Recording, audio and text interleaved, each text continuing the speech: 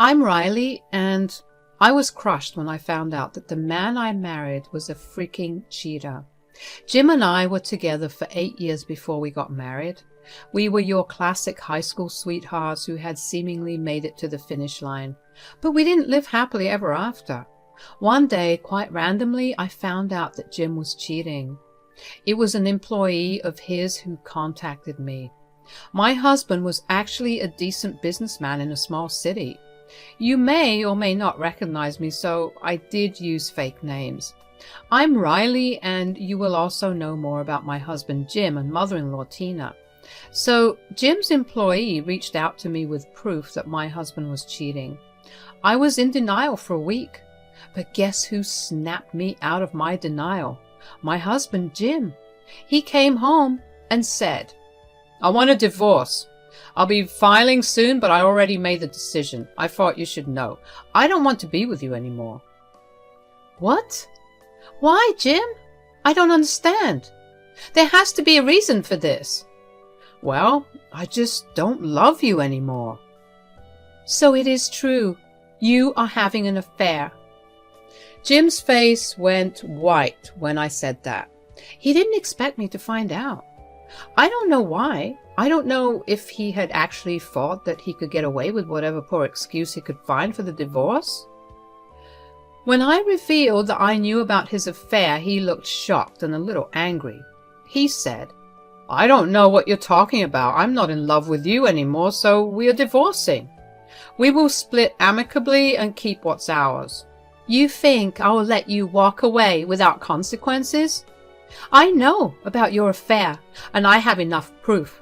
I don't care if you leave me for someone else. I already wasted years for you. I am not doing that anymore, but I will go after your assets, as the prenup states. Let's not make things difficult, Riley. We don't have to strictly follow the prenup. We can sort this out between ourselves. I knew why he was so against me bringing up the affair. You see, me and Jim had a prenup in place. It was done in his insistence. He wanted to protect himself in case of a divorce and didn't want me to cheat and get away with it. I was fine with it because I wasn't going to cheat anyway, and the prenup terms looked fair.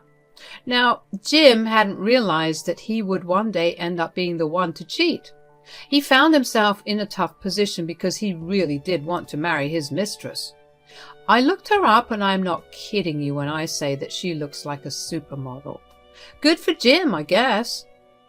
Anyway, the affair slowly took away all the feelings I had for Jim. I was now filled with the rage instead of being heartbroken. Jim wanted to screw me over and take away what is rightfully mine. I wasn't going to let that happen. I said, "Let me be clear about one thing, Jim. I am going to get what is rightfully mine. I know you don't want to talk about your affair because of the prenup.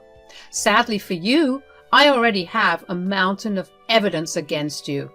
Damn you, Riley, why can't you just leave me alone? Just let us split amicably." You are the one who insisted on the prenup, Jim.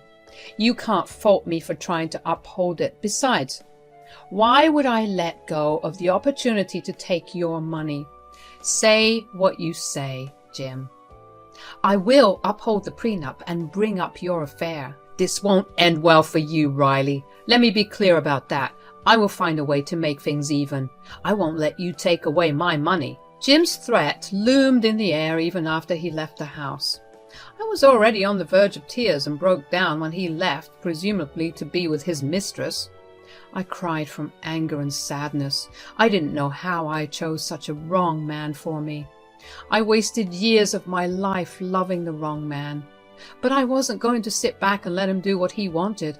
I wanted to take matters into my own hands, so I immediately called Tina, my mother-in-law, who is one of the closest people I have. I know many of you have really horrible mother-in-laws, but my one is just a gem of a woman. Tina is super wealthy like her son, but his exact opposite. Tina was a woman of morals and treated everyone with love and respect. She was very confused as to why we were divorcing. I chose not to tell her everything because I was afraid she would side with Jim. I do have some childhood trauma from my parents abandoning me, so I was scared I would lose Tina as well. Tina did her best to convince both of us to reconcile because she didn't know what went wrong. Eventually, I moved out of Jim's house and got my own apartment. Tina was sad but more angry at Jim because he was the one who initiated the divorce. Jim probably thought that once he told his mom everything, she would side with him. He was her son after all. To be honest, I was scared of that happening too. I really loved Tina and didn't want to lose her. But she did the exact opposite. One day she called me in a panic and told me that she wanted to come over. She looked really glum and said, "Riley, I need to talk to you in person. There's something I found out about Jim. I wanted to come and tell you." "Is this about Jim cheating on me, Tina?" "Wait, you already know about that? I didn't know a thing." "It's been happening for over 6 months now, Tina. I got proof. One of his employees told me about it and sent me pictures as well. I found out more later. It doesn't matter anymore, though." "Oh, God, Riley. I just found everything out yesterday. Jim came to me and confessed. I had no idea you two were getting a divorce. I'm so sorry. Riley, I failed to raise my son right. I feel awful. I am a horrible mother." Tina started to cry and I actually felt very bad for her. None of this was her fault. She was a good mother and an awesome mother-in-law. Tina had become my family and she was almost a mother to me too. I started to cry with her when I realized that I was about to lose her in the divorce as well. But what happened next dispelled my fears. I said, "Tina, please don't blame yourself. You have been nothing but kind to me. None of this is your fault." "You are a good mother, Tina." No, you don't understand. There is more. I'm ashamed to even tell you about this. You will definitely judge me and my family when I tell you." "I don't think I will ever do that, Tina. Whatever Jim does is not on you. If there is anything more you want to share, you can tell me." "Riley, my son has gone crazy. He has made an entire plan to trap you and get you arrested." "What the hell?" I couldn't believe what I was hearing. Jim was trying to get me arrested? And he planned to do that by trapping me? This was straight out of a horror movie for me. Had I failed to recognize the true Jim when I fell in love with him? Had I messed up that bad? What Tina said only made my fears worse. She said, "Jim is planning to hide some of his cash in your new place and then call the cops on you. He says that in this way, he would avoid losing his money and assets to you. Your prenup has a clause that states the prenup is void if both parties are found to be at fault. So that's why he has made this plan. He told you everything because he thought you wouldn't divulge his secret. I don't know how delusional he can be. Why in the world did he think I would support him, Riley? I'm on your side. What my son did and is trying to do is awful. I am so ashamed. I am so sorry." "Tina, you don't have to be sorry. Thank you so much for coming to me. See, you told me everything despite him being your son. You truly are a good person. I don't want to lose you after the divorce. You were like a mother to me." "There is no way you are getting rid of me, Riley. You are like a daughter to me too. Jim can go kick rocks. I don't want to see you get trapped in his evil schemes. Please tell me you will protect yourself." "Don't worry, Tina. I'm not someone to be messed with. Now that I know what Jim is planning to do, I will trap him in his own plan." I told Tina my plan and she looked really satisfied with what I had in mind. I had a small fear that she would object to it to protect her son, but to my surprise she said that it was fitting. So with my sweet mother-in-law's approval, I got on with my plan. But first I needed to do some shopping. I ordered some cameras online so that I could establish CCTV surveillance in my room. My building already had CCTV coverage on the stairwell, so I only needed to cover the rooms. I took the help of a friend and set up the cameras around the apartment. Then I waited for Jim to make his appearance, and he didn't disappoint.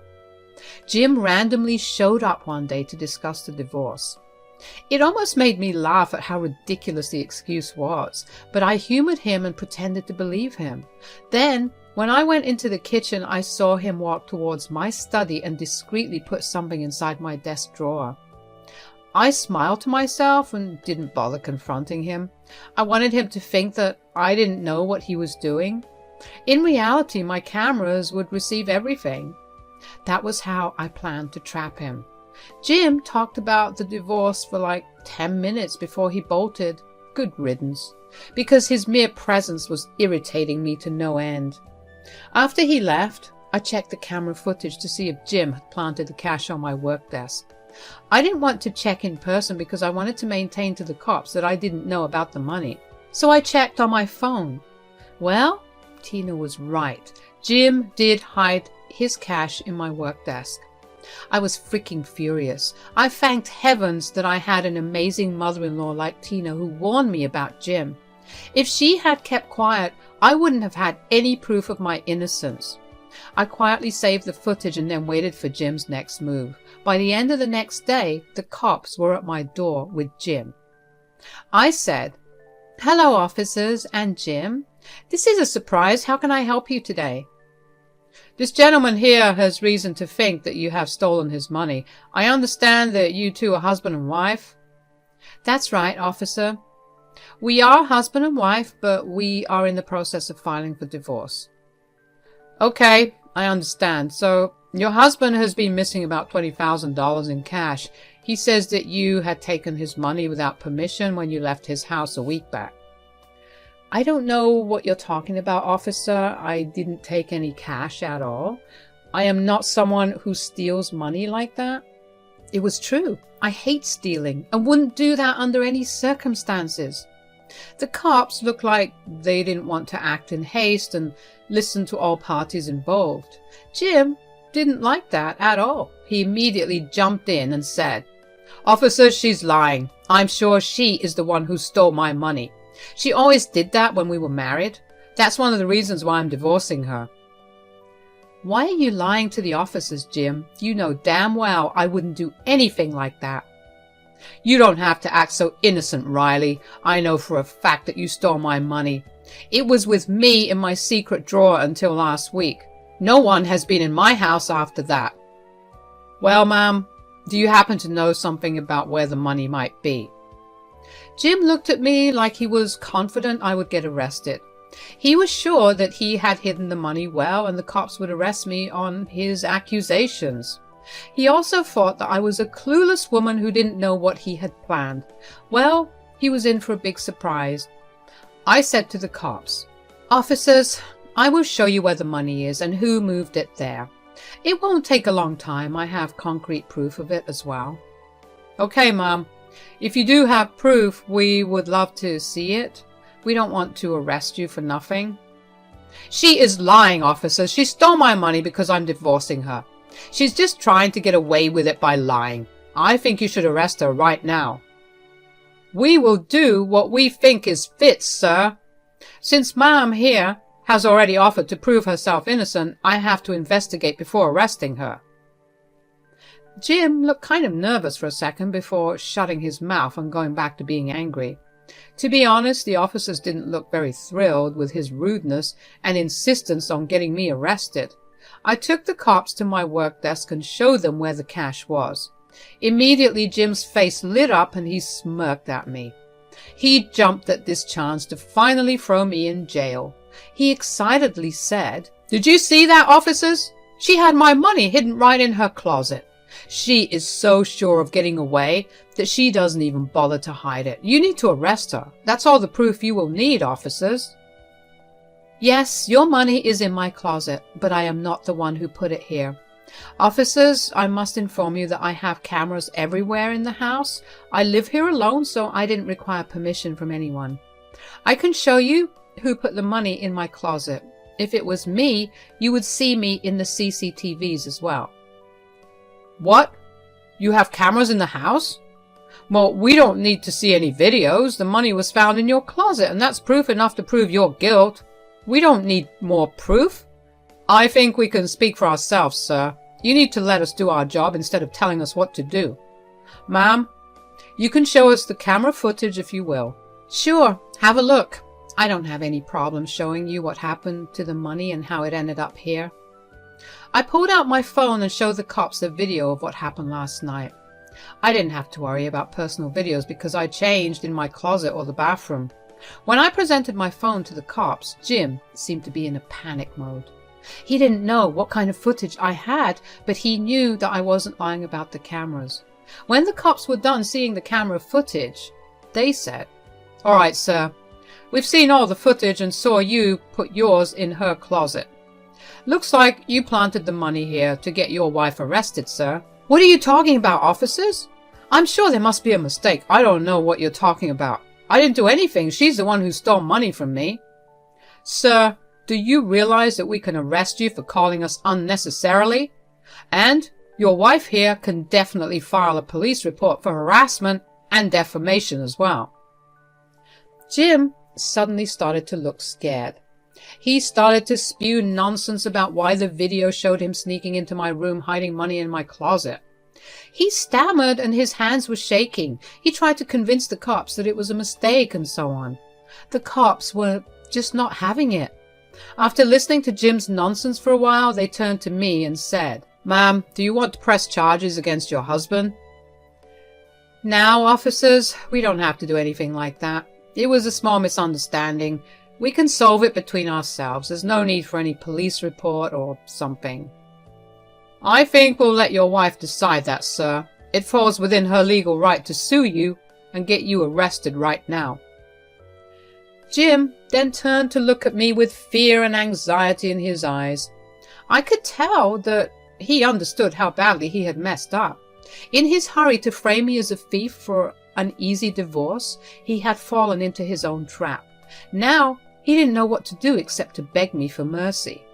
He said, "Riley, we don't have to do this. We can solve this between ourselves. There's no reason to get the cops involved." "Why not, Jim?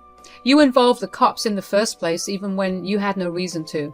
I have a pretty good reason to get you arrested. You tried to ruin my reputation by accusing me of theft." "It was a dumb and stupid mistake, Riley. I swear I wasn't going to land you in serious trouble.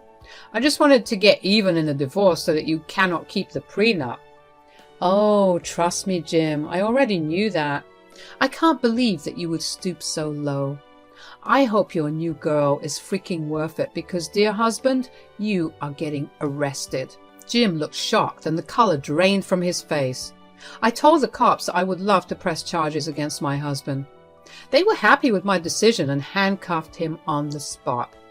This is when Jim's tears began. He started to cry and beg for mercy. It was actually pretty pathetic and disgusting to watch.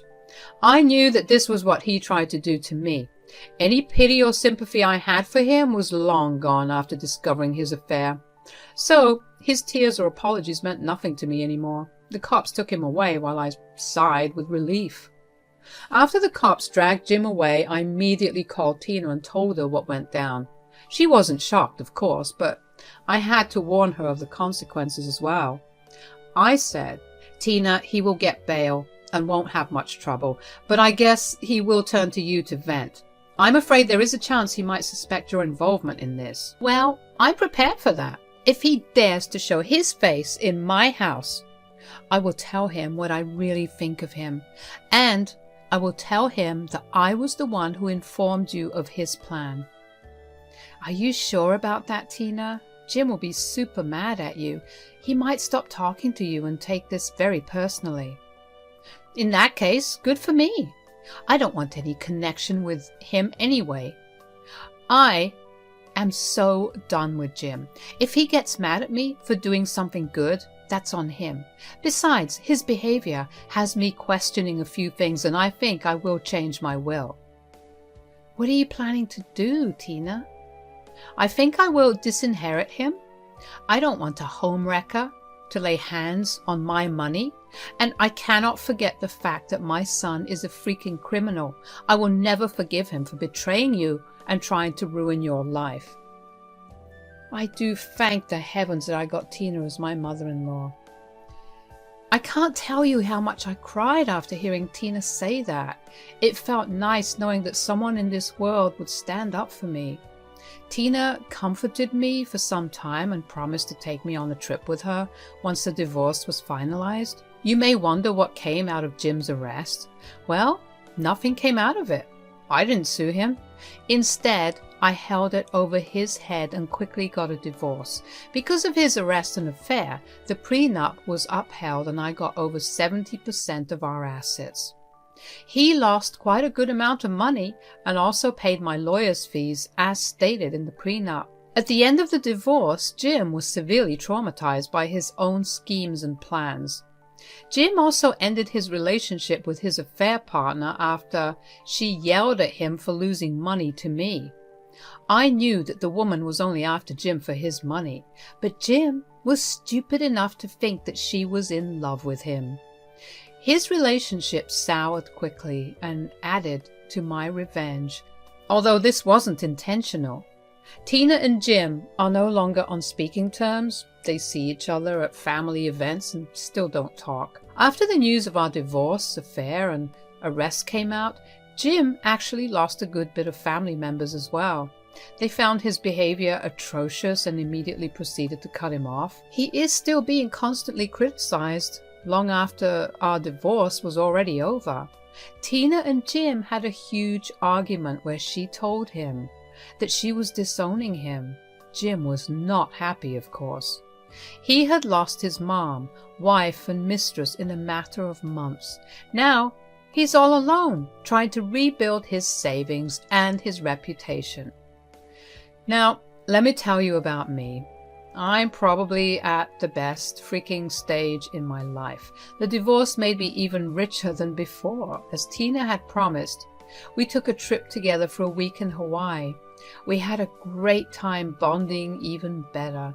It's been a year since my divorce and we actually had a trip planned next month to Spain. I haven't started dating again yet because of some mental health problems that I'm seeing a therapist for it. Life is good and I'm taking time to relax and learn to be on my own again.